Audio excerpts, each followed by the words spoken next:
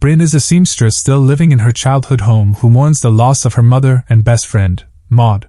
She copes with these losses by constructing a model town in her living room. A past event appears to have turned the entire town against Bryn, so she leads an anxious, solitary, and withdrawn life. One night she awakens to discover an intruder in her home and quickly realizes the intruder is an alien. Bryn attempts to escape but is stalked by the intruder. When the alien uses telekinesis to subdue her, Bryn accidentally stabs it in the head with the broken fragment of her model town's school bell tower, causing it to release Bryn. Bryn discovers all electronic devices were rendered useless after the alien's intrusion. She abandons her car and the alien's body before heading into town. She passes her neighbor's ransacked house and an overturned mail van as she makes her way to the police station. At the station, Bryn encounters Maud's parents, who happen to be the chief of police and his wife. Maud's mother looks at Bryn with contempt, spits in her face, and walks out of the station. Bryn decides to flee, but as she rides a bus leaving town, several passengers attempt to restrain her, all of whom are possessed by other aliens. She comes across a deserted church and visits Maud's grave, only to spot a group of people who appear to be under the influence of small creatures that slither visibly beneath the skin of their throats. At Bryn's home that evening, a glowing light carries the alien's corpse out of her house and Bryn is forced to fend off two more creatures. After an intermittent fight with a smaller alien, Bryn impales it through a wardrobe with a broken mop handle and slams the wardrobe door on its head. Bryn flees her home but is caught and dragged by an alien-controlled man to a flying saucer's tractor beam.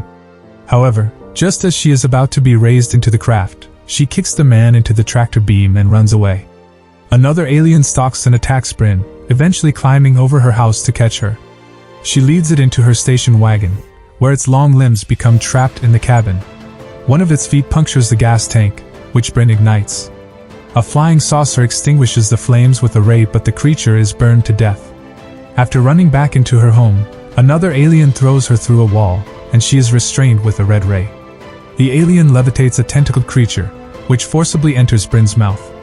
Bryn immediately falls into an intense hallucination in which her home is undamaged, and her best friend, Maud, is still alive, but she breaks free of her hallucination and tears the tentacled creature from her mouth.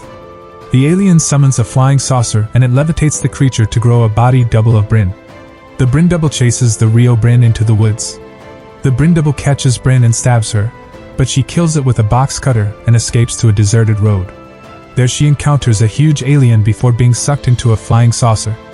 Inside, Bryn is mentally pushed into memories by a group of humanoid aliens, forcing her to remember the event that turned her entire town against her. During an argument in a field, Bryn is knocked to the ground by Maud, and she strikes Maud in the head with the stone, killing her.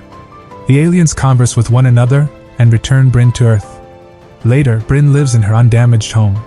Every other resident of her town is now evidently under control of the aliens, and yet, in a stark reversal of Bryn's life before the invasion, the townspeople are quite neighborly with her.